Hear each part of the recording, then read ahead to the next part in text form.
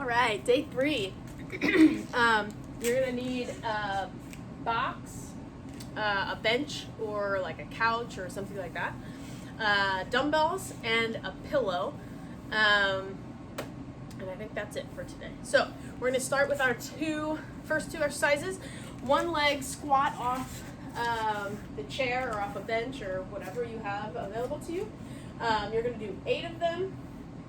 And again, you can do this with or without a dumbbell, but you're gonna stand on the edge of your chair sideways, and you're gonna be doing 8 basically one-legged squats. So you're coming down nice and controlled. You can come down and touch the ground if you want to and come back up, or you could just come down to wherever you can get to and come back up. Okay, so if your chair's a little bit higher and you don't have as far to go, or you have a further way to go, then you don't have to come all the way down. Just come to where you can come down to and then come back up. So our goal again being that our hip stays in line with our knee.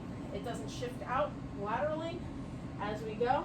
We want to sink back into our hip and then come back up under control. So you're going to do 8 of these, nice and controlled. Again, if this becomes easy, grab a dumbbell, hold it at your chest, and you can do the same thing and come back up. So you do 8 on one side and then 8 on the other side. Again, as we balance here, I want you to really think about keep your toes spread wide, and you're driving through your full foot evenly. You're not shifting to your toes, you're not shifting to your heel. It should be even throughout. Your hip stays in line as you lower down, and your knee stays stable, pointing straight ahead, and nice and controlled as you go through, coming down and coming back up. And again, if you want to add that dumbbell, add a dumbbell. But we want to really make sure that we're sitting back into our glute as we come down, and we're doing this with a lot of control. We don't want to rush it, and we shouldn't just flop down either. So making sure that that quad and the glute are really having to work hard to do that job. So then we're going to come down to the ground. You're going to grab one dumbbell, preferably heavier than normal, and you're going to do 25 to each side. So when you're getting ready for your Russian twist, I want you to drive through your feet. I want you to sit up tall through your tailbone and through the top of your head. And then you're going to be rotating from your upper body. So I really want you to think more about rotating from your thoracic spine and less about just moving your arms from side to side. I want that upper body rotation to happen, because that's what we get when we're running, right? It's not just all arms. We do have thoracic rotation. So we want to make sure that we're working that and that we're not just pretending to do it by moving our arms. So over to one side, back to the other, 25 to each side, nice and controlled, core strong, staying upright, driving through the feet to give a strong, stable base. And we go 25 of those, 8 of the one-leg squats off the side of the bench 2 or 3 times, and then we go to our next grouping. So our next grouping, we have our reverse lunge and then the boat pullover. So reverse lunge, you could do any variation of dumbbell hold that you want. I'm just going to show it with the same side dumbbell as leg that's working. So we start with both of our feet even. I just keep this dumbbell kind of rested on my shoulder, and then as I'm here, I'm just going to take that step back and then come back forward. You can kind of think about that traction that we did on day 1 if you want.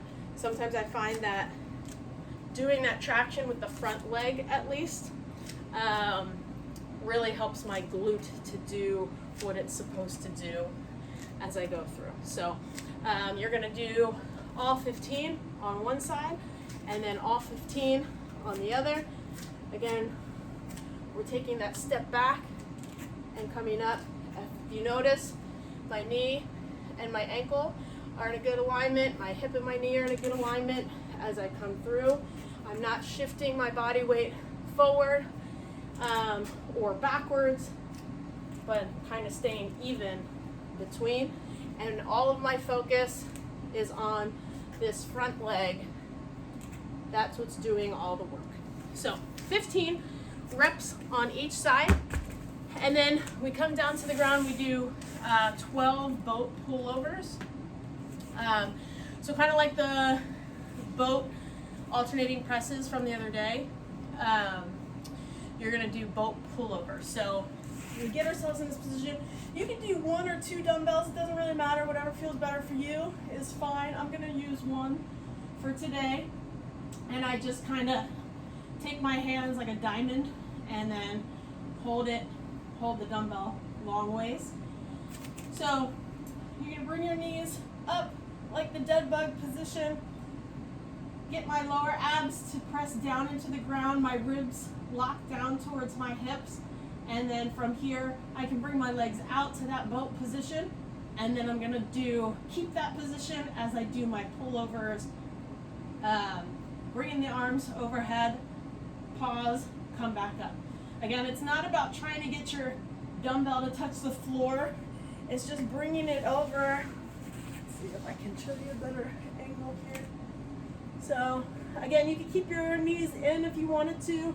You could straighten the legs out, you could bring them down, wherever it feels comfortable for you, but that you're still engaging those lower abs, okay? So we get that there, and then we're bringing the dumbbell back, keeping elbows straight as we do, keeping the ribs down, even as the arms go overhead. The tendency is when the arms go back, the ribs are gonna wanna flare up. Don't let them do that. Keep the ribs down as the arms go back. That's gonna really make the core have to work extra hard as you do that, okay? So you'll do 12 of those, and then you'll go back and forth between those 2 or 3 more times. And then we go to the next grouping, which is 1 leg Romanian deadlift, 3-point cone. So you don't necessarily need a cone. You could have anything or nothing, but you're just gonna pretend. So I'm gonna use this dumbbell here because you're gonna have 3 points of touch. So I'm gonna put my foot in line with my dumbbell or my cone or whatever you have available to you, and I'm gonna balance on that leg. I'm gonna stay balanced on that leg for the entire duration. So you're gonna do 5 to 3 different points. So you have your first point, which is just straight ahead. You're gonna tap the cone and come back up. Then you're gonna go to the left side of that cone and come back up. And then you're gonna go to the right side of that cone and come back up. That's 1 rep. You're doing 5 of those, all on this same leg. So we hinge forward, we tap and come back up. We hinge and come back up. Hinge and come back up. Okay, so we'll keep going through, and you keep going to do all of those. I'll do it, I'll do it this way. So you can see, so again, if I go to the other leg, my foot is in line with the dumbbell. I'm gonna have my hands coming forward, I loosen my knee, my hip goes back as I tap and come back up. And then I go to the outside and come back up. And then I go to the inside and come back up. That's 1 rep. And then we go back through and do that 5 times. Okay? So as we go, again, we want to make sure, if you notice, when I'm coming back, my back is staying nice and flat, right? I'm not letting myself round. I'm not, I'm also not arching. I'm not letting my knee lock out. I'm also not bending myself down this way to get to it, right? I'm doing a hinge, which is coming from the hip. Everything comes from the hip, okay? So that's our stagger stance Romanian deadlift. And then we come down to the ground, the 1 leg Romanian deadlift 3-point cone. And then we're gonna come down to the ground and do banana rolls. So for these, you need a little bit of space, but not a ton. But so you're gonna do 4 in all directions. So basically, when you do a banana, so it's kind of similar to your boat. So your boat was here, right? Our boat was here, and our banana is just bringing the arms overhead. Okay, so now we look kind of more like a banana. And then you're gonna roll to the side. Then you're gonna roll to your stomach. Then you're gonna roll to your side. And then you're gonna roll onto your back. Roll to your side. 1, 2. Roll to your stomach. 1, 2. Roll to your side. 1, 2. Roll to your back. 1, 2. Roll to your side. 1, 2. Roll to your stomach. 1, 2. Roll to your side. 1, 2. Roll to your back. 1, 2. And then you can go back the other way. Okay, so you're going to do 4 rolls in one direction and 4 rolls back the other way.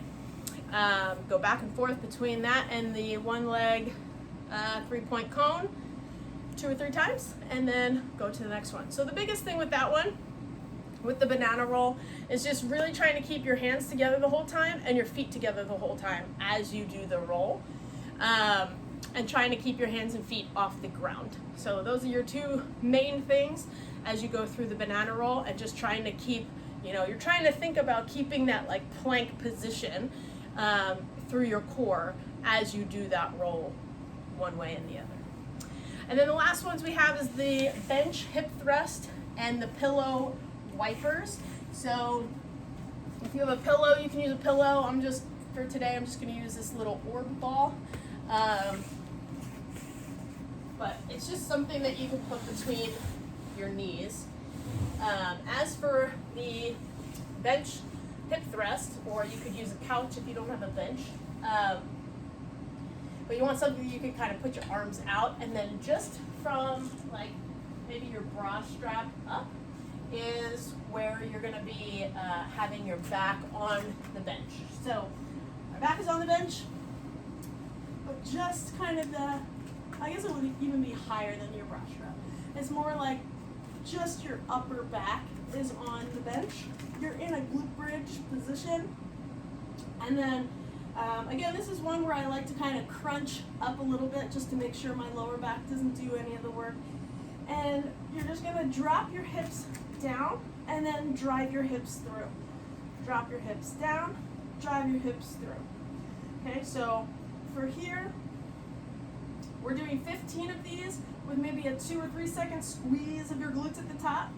Drop down and come back up. So when we come back up, we're squeezing nice and tight. If you want, you could place some dumbbells on top of your hips to make that a little bit more challenging.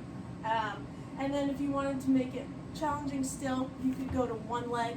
But I would start with just doing that and focusing on the squeeze of your glutes at the top, and then throw in some weight on top of your hips if you wanted to make it a little more challenging. So you're going to do 15 of those with a 3 second squeeze at the top. And then you're going to come down to the ground and do pillow wipers.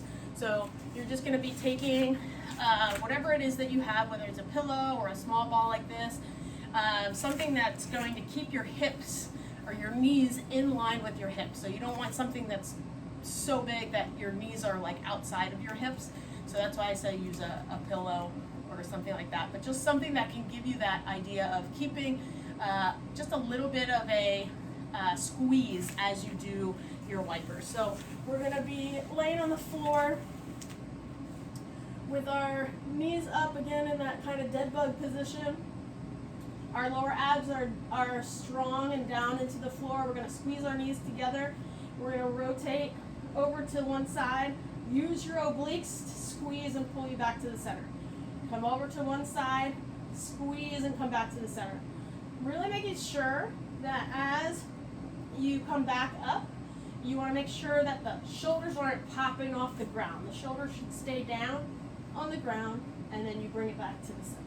Come over and come back to the center. So, let's see if I can turn to the side. Let's see it better. Another direction. Arms are out to the side. Knees are right above the hips.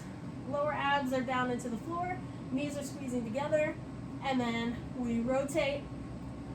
Brace the core to pull back to the center. Come over to the side. use the obliques to pull you back to the center. Okay? And we have 12, I think, to each side. So, then go back and forth between those two. And that concludes day 3. So let me know if you have any questions on any of those, and happy training.